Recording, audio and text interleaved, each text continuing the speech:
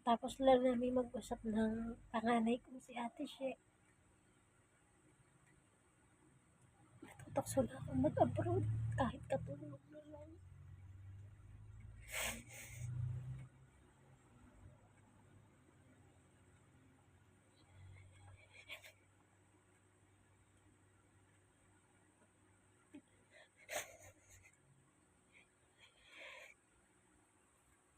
Iniisip pala niya ako kay bayaran ng tuition.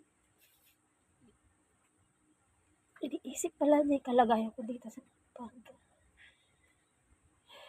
Kapag nagtitinda ako, para may padala ng tuition. Tsaka pamasahe. Okay, pag bigla na kailangan.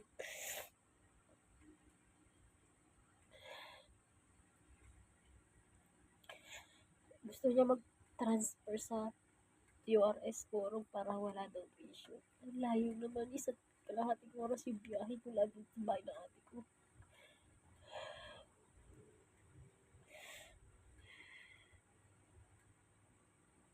Naramdaman ko yung bigat ng loob niya. Umiiyak siya habang kausap ako. Lalo ko naramdaman yung pagkukulang ko bilang ina. Minsan, hindi naman siya cargo ng ate ko, pero nandun sila. Gusto nila ako makasama.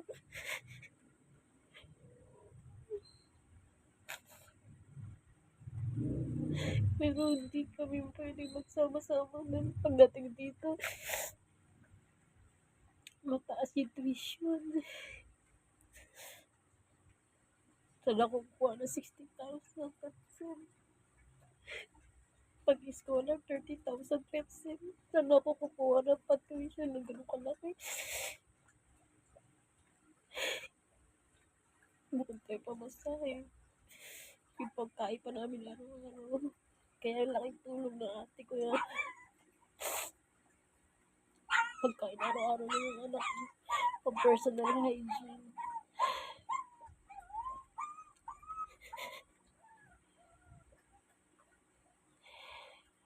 Nag-decision siya na mag-transfer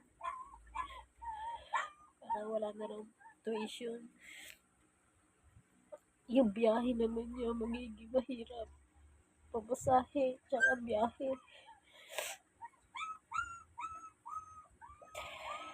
Paano ko ang schedule niya hanggang pang alas 7 or 6:30? Eh di abot, hindi siya nagabi sa daan. Sabi ko, magparay ka na. Kung kalooban ng Diyos yung desisyon mo, magiging smooth ang lahat. Sabi ko, mag-provide naman eh. Kaya naman. Tutulungan naman tayo ng Diyos eh. Hindi pa naman tayo pumalya ng bayad ng tuition mo.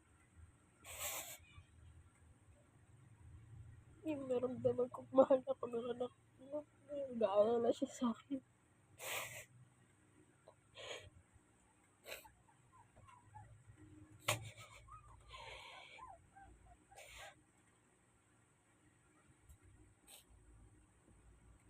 Pag nakikita ko sa Facebook yung mga nagpapaalis sa ibang bansa, libre lahat. May passport na mga kailangan ko na tibayan yung loob ko.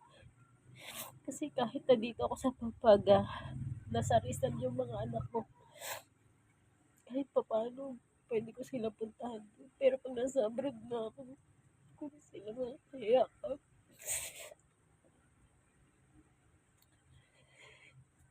Pero mapuprovide ko naman siguro yung pangangailangan nila sa pag-aaral.